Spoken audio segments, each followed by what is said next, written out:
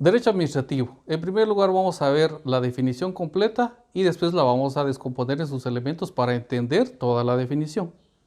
Derecho administrativo es la rama del derecho público que estudia los principios y normas relacionadas con la función administrativa y actividades de la administración pública. También estudia las relaciones que se dan entre la administración y los particulares, las relaciones interorgánicas y su control, que incluye la protección judicial de los particulares y el derecho de defensa en contra de los actos que le afectan al administrado. Ok, ahora que ya tenemos la definición en su totalidad, vamos elemento por elemento. En primer lugar, estamos diciendo que el derecho administrativo es parte del derecho público. ¿Pero qué es derecho público? Aquí nos vamos entonces a entender que el derecho como tal está dividido en dos grandes ramas. Está el derecho privado y está el derecho público. El derecho privado lo que estudia o lo que norma es la relación que hay entre los particulares. Y el derecho público es el que se encarga de normar la relación que hay entre los particulares y el Estado, o el aparato estatal, o la administración. Esa relación la regula entonces el derecho público. Dentro de esa rama del derecho público está el derecho administrativo. Prosigamos con la definición. Estudia los principios y normas relacionadas con. Ok, ¿a qué principio nos estamos refiriendo cuando estamos diciendo que estudia los principios? Aquí hay dos principios que rigen el derecho administrativo. Por un lado está el principio de legalidad y por el otro lado está el principio de juridicidad. El principio de legalidad establece que toda la administración pública debe sujetarse a la ley. O sea, las resoluciones que vaya a emitir cada órgano administrativo debe estar sujeta a la ley, a una norma legal vigente. En tanto que el principio de juridicidad va más allá.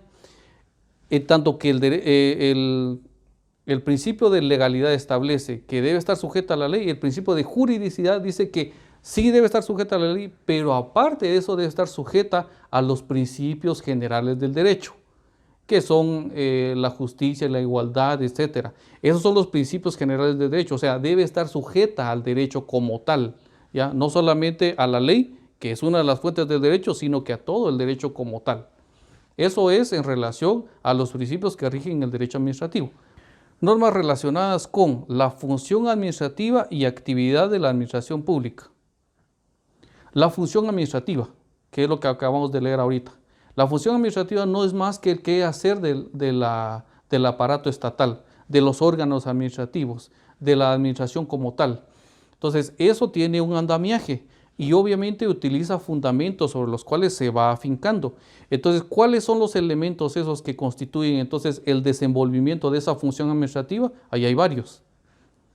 Está la planificación, la coordinación, la organización, la dirección, y algunos autores aquí incluyen la ejecución y el control.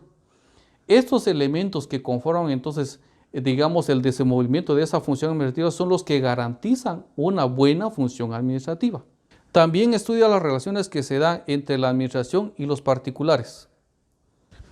Este elemento es muy importante. ¿Por qué? Porque la administración pública tiene un contacto directo y continuo para con los particulares. Por ejemplo, yo quiero construir una casa. Entonces yo voy a una ventanilla a tramitar el permiso para levantar esa casa. Obviamente en esa relación que hay del día a día, porque todos los días particulares van a ventanillas a tramitar varias cuestiones dentro de la función administrativa, se van viendo cada una de esas cuestiones o cada uno de esos trámites que cada particular tiene que hacer o llevar a cabo para emprender alguna cuestión, construcción, alguna empresa, etcétera, etcétera. Las relaciones interorgánicas y su control.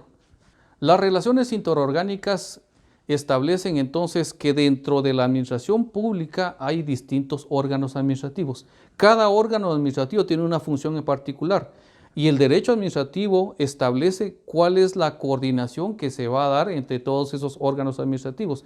Cada uno de esos órganos administrativos tiene una función en particular. Entonces, el derecho administrativo establece qué función va a tener y, por ejemplo, establece cuál es la jerarquía, el orden en el cual se debe respetar, cómo se va a emitir una resolución, etc. Eso es a lo que se refiere este elemento. que incluye la protección judicial de los particulares y el derecho de defensa en contra de los actos que le afecten al administrado. Este elemento es de particular importancia. ¿Por qué? Porque aquí es donde el administrado tiene, digamos, los mecanismos legales de defensa ante la administración. Por ejemplo, en el caso que poníamos, yo quiero construir una casa, voy a la ventanilla, pero me deniegan ese permiso. Cuando me deniegan ese permiso, obviamente están afectando un derecho que como particular yo me siento vulnerado en algún derecho. Entonces, ¿qué tengo de mecanismo de defensa? ¿Okay? ¿Cuáles son los mecanismos de defensa que yo tengo para contrarrestar esa resolución? Existen dos.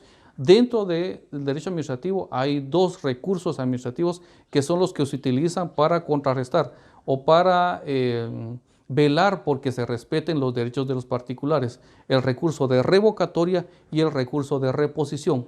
Cada uno de estos recursos tiene distinta finalidad y tiene distinta manera de ser presentada, pero los dos ayudan a que el derecho del particular sea respetado.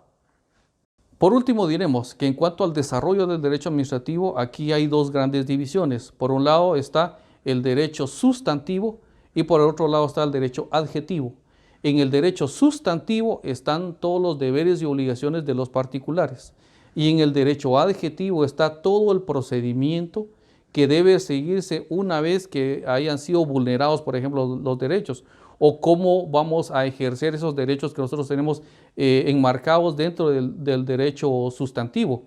Entonces, en el derecho adjetivo nos va a marcar cuál es el procedimiento que nosotros debemos llevar, cómo vamos a presentar el memorial, en qué plazo lo vamos a presentar, ante quién lo vamos a presentar. Todo eso nos lo da la parte adjetiva del derecho administrativo. Y en su conjunto, entonces, eso sirve para garantizar el efectivo ejercicio de los derechos que como particulares tenemos ante la administración pública. Entonces ya tenemos la definición y ya tenemos entonces cuáles son las partes del derecho administrativo. Eso es todo por esta cápsula.